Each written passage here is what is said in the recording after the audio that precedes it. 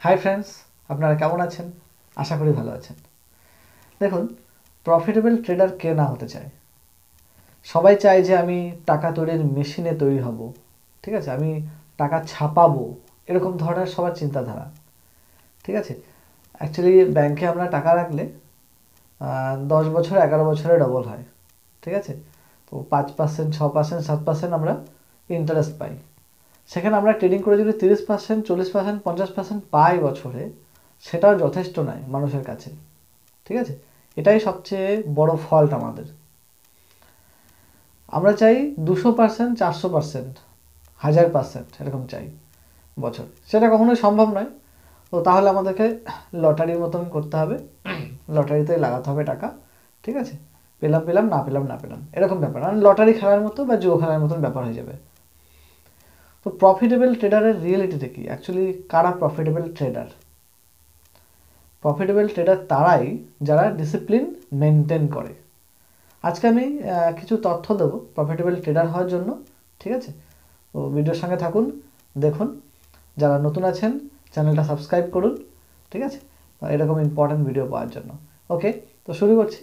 তো profitable tedder হওয়ার জন্য প্রথমত আপনার মনে কোনো প্রেশার থাকা যাবে না, কোনো চাপ থাকা যাবে না।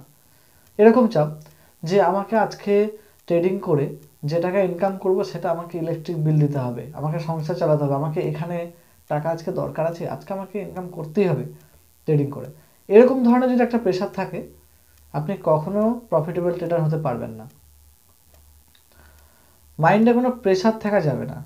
একটা কথা আছে যে ট্রেডিংয়ে টাকা তারাই ইনকাম করে যাদের টাকার প্রয়োজন নেই। ঠিক আছে, আর যাদের টাকার খুব প্রয়োজন তারা কিন্তু ট্রেডিংয়ে ইনকাম করতে পারে না, তারা লসেই যায়।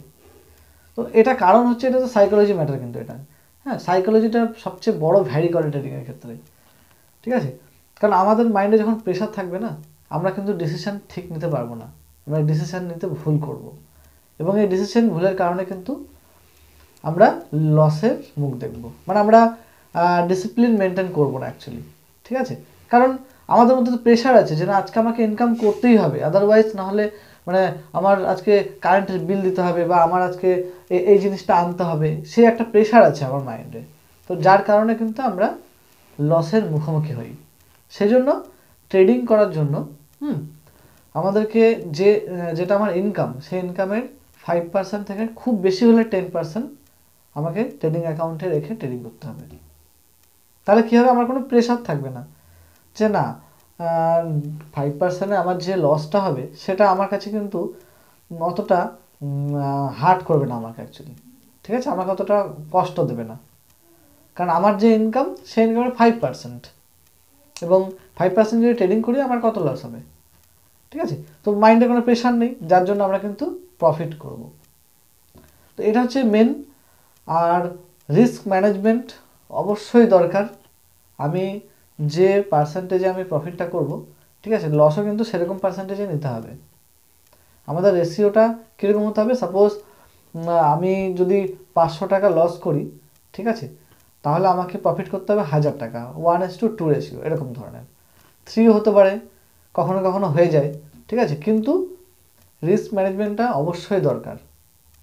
আর আমাকে লসে কিন্তু লিমিট রাখতে হবে, লস কিন্তু কন্ট্রোল করতে হবে। আর লস না কন্ট্রোল করতে পারলে কিন্তু আমরা টিকতে পারবো না মার্কেটে।